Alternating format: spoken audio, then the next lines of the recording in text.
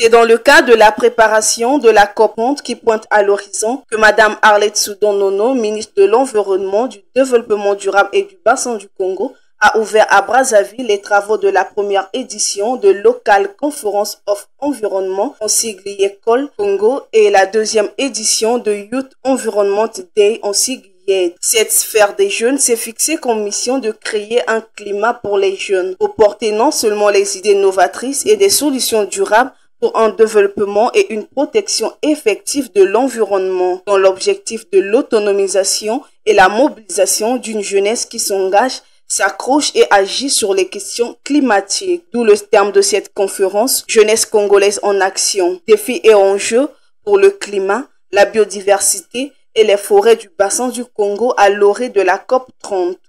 Prenant tour à tour la parole, l'honorable Prestige Ngunga, dans son allocution, a martelé sur l'impact du changement climatique sur la jeunesse. Face à ces défis environnementaux, nous, jeunesse congolaise, nous nous affirmons aujourd'hui comme les acteurs clés du changement et non comme des victimes. Au Congo comme ailleurs, nous voyons des jeunes passionnés et déterminés à protéger les forêts et préserver la biodiversité, tout en créant des solutions durables pour notre avenir et de soutien pour amplifier notre impact. Mais aujourd'hui, nous avons l'opportunité de faire entendre notre voix lors de cette école.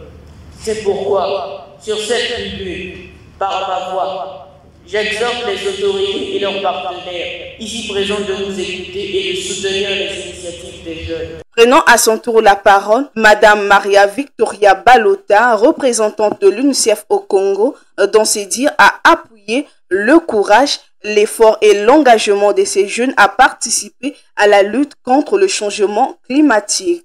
Chers jeunes, à travers cette conférence, nous célébrons donc votre mobilisation. Vous aurez pu être ailleurs en ce moment, faire quelque chose d'autre. Vous avez choisi d'être ici et de vous engager. Votre créativité, votre courage, votre capacité à transformer donc les défis en opportunités et à trouver des solutions ensemble.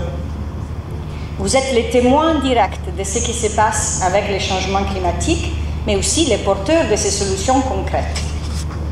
Votre leadership est donc essentiel alors que le Congo prépare sa participation à la COP30. Encourager les jeunes à prendre des initiatives innovantes afin que leur voix se fasse entendre dans les grandes décisions de la préservation de l'environnement, tout en leur invitant à être des préservateurs du bassin du Congo. C'est par ces mots que Mme Arlette Soudan Nono a ouvert cette conférence. Vous êtes les ambassadeurs de cette cause et qu'il vous faut apporter votre créativité pour défendre ce patrimoine lors de ces assises internationales décisives pour vous et les générations futures.